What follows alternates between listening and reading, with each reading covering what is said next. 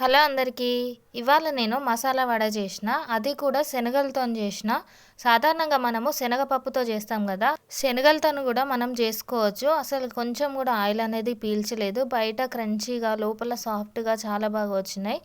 Process చూసే ముందు please వీడియోకి ఒక లైక్ ఇచ్చి ఛానల్ని సబ్స్క్రైబ్ చేసుకోండి. అలాగే వీడియో ఎలా అనిపించిందో ఒక చిన్న కామెంట్ చేయండి. మసాలా వడ చేసుకోవడానికి ఫస్ట్ అయితే శనగల్ని రాత్రంతా నానబెట్టాలి. ఇలా నానిన తర్వాత అవి 2 సార్లు కడిగేసి పక్కబెట్టేసుకోవాలి. తర్వాత ఒక పెద్ద ఆనియన్ తీసుకొని చిన్న చిన్న ముక్కలుగా కట్ చేసుకోవాలి. ఎంత చిన్న ముక్కలుగా వీలైతే అంత చిన్న ముక్కలుగా కట్ చేసుకోవాలి. అప్పుడే మనం తింటుంటే ఆనియన్ తగులుతూ చాలా టేస్టీగా ఉంటుంది. తర్వాత కొత్తిమీరను కూడా చిన్న చిన్న ముక్కలుగా కట్ చేసుకోవాలి. చాలా అంటే చాలా చిన్న ముక్కలుగా కట్ చేసేసుకోవాలి. తర్వాత పుదీనాను కూడా నీట్గా కడిగేసి చిన్న చిన్నగా కట్ చేసుకొని పెట్టేసుకోవాలి. తర్వాత కరివేపాకును కూడా చిన్న చిన్నగా కట్ చేసేసుకొని పక్కన పెట్టేసుకోవాలి. తర్వాత ముందుగా నానబెట్టుకున్న శనగల్ని మిక్సీ జార్లో కొద్ది కొద్దిగా వేసుకొని బరుకుగా మిక్సీ అనేది పట్టేసుకోవాలి. మెత్తగా అయితే పట్టొద్దు. మెత్తగా పడితే ముద్ద ముద్దగా అయిపోయి క్రంచీనెస్ అనేది ఉండదు. ఇలా వీడియోలో చూపిస్తున్నట్టుగా మిక్సీ పట్టేసుకుంటే సరిపోద్ది.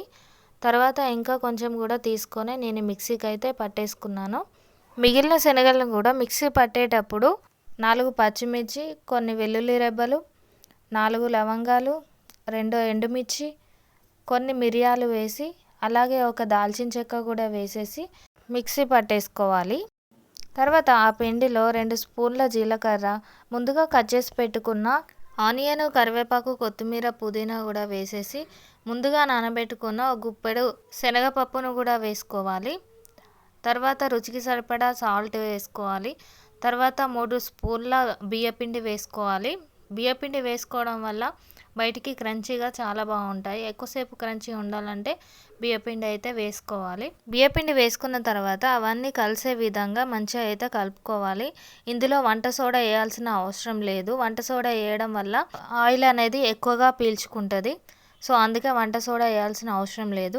ఇలా కలుపుకున్న పిండిని ముందుగానే మనకు ఎంత సైజు వడ కావాలో అంత సైజు బాల్స్ చేసేసుకొని పక్కకు పెట్టేసుకోవాలి. ఇలా చేసుకోవడం వల్ల నూనె కాగిన వెంటనే ఈజీగా మనకు వడలు వేసుకోవడానికి అయితే ఈజీగా ఉంటుంది. అందుకే నేను ఇక్కడ బాల్స్ అనేవి చేసేసి పెట్టుకుంటున్నాను. దీనివల్ల చాలా ఈజీ అయిపోద్ది ప్రాసెస్ అనేది. తర్వాత ఇక్కడ నేను చేసుకున్న బాల్లని మళ్ళీ అదే బౌల్లో అయితే వేసుకుంటున్నాను. తర్వాత స్టవ్ మీద ఆయిల్ పెట్టేసి ఆయిల్ హీట్ అయిన తర్వాత చేతికి కొద్ది కొద్దిగా వాటర్ అద్దుకుంటూ మనం చేసుకున్న బాల్లను ఇలా అరచేతిలో పెట్టుకొని లైట్గా ప్రెస్ చేస్తూ మనకు ఎంత మందంలో కావాలో అంత మందంలో వడలు అనేటివి మనం చేసేసుకుంటే సరిపోతుంది.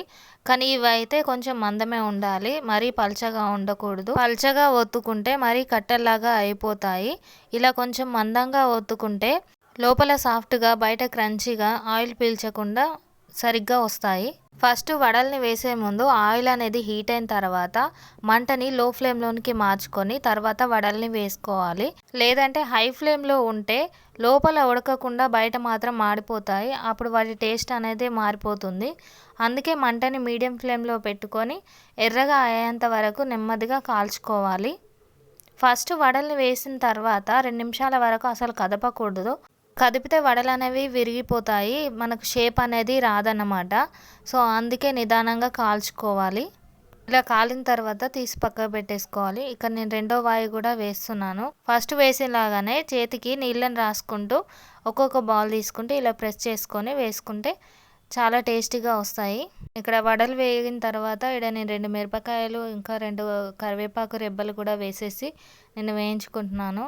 వీటితో పాటు తింటే ఇంకా వాటి టేస్ట్ అనేది ఇంకా పెరిగిపోద్ది అన్నమాట. అందుకే నేనైతే వీటితో వేయించుకుంటున్నాను. నేను కొత్తగా ఛానల్ అయితే స్టార్ట్ చేసిన, సో మీ అందరి సపోర్ట్ నాకు కావాలి. వీడియోకి లైక్ ఇచ్చి సబ్స్క్రైబ్ చేసుకోండి. అలాగే ఏమనిపించిందో కూడా కామెంట్ చేయండి. ఎందుకంటే ఏదో సాధించాలని ఛానల్ అయితే స్టార్ట్ చేసిన, మీ సపోర్ట్ అయితే నాకు ఖచ్చితంగా కావాలి. అందుకే రిక్వెస్ట్ చేస్తున్నాను. ఇక్కడైతే మన వడలు అనేవి వేగిపోయాయి, తీసేసుకుంటున్నాను. అంతే అండి, మన వడలు అయితే రెడీ అయిపోయాయి. ఇలా శనగపప్పుతోనే కాదు శనగలతో కూడా మనం ఇలా వడలు అనేవి చేసుకోవచ్చు అనమాట. టేస్ట్ అయితే చాలా అంటే చాలా బాగుంటాయి. మీరు కూడా ఒకసారి ట్రై చేసి చూడండి. ఎలా వచ్చిందో ఒక చిన్న కామెంట్ చేయండి. Thank you.